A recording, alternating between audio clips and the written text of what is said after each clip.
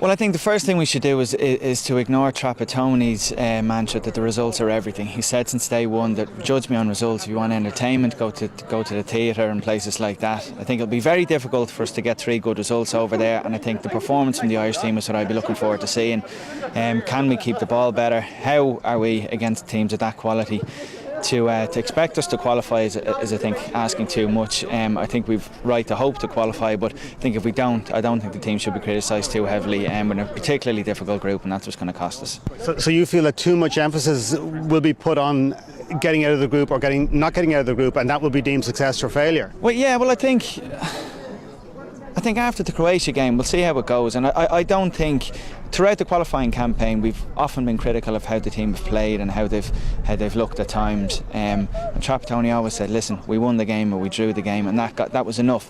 But we're playing against teams now which are far superior to any of the teams we come up against in the qualifying, so that logic doesn't apply here. We are underdogs in all 3 games, and I think we should appreciate that. We can win 2 games. I don't think we can beat Spain, but it is unlikely that we will. And everybody, and you'd probably agree that the Croatia game obviously is the game, isn't it? Croatia is massive. I think if we were to be beaten in that game, doesn't matter how we played, if we were to get beaten in that game, we would have to go into the Spain game expecting to get hoping to get at least a point. Spain are the best team in the world for a reason. They're class from number 1 to 11. They're class. To go into that game knowing that a defeat would put us out of the tournament.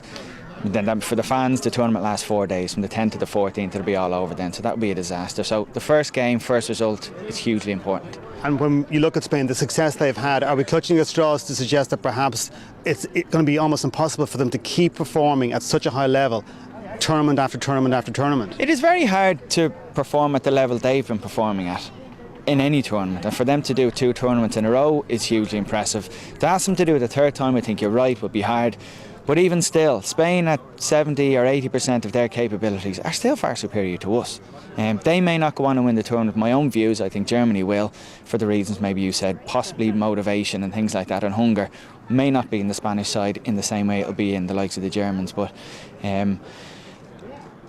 asking for a result for the Irish team against Spain simply because Spain aren't at 100%, I think is a great deal.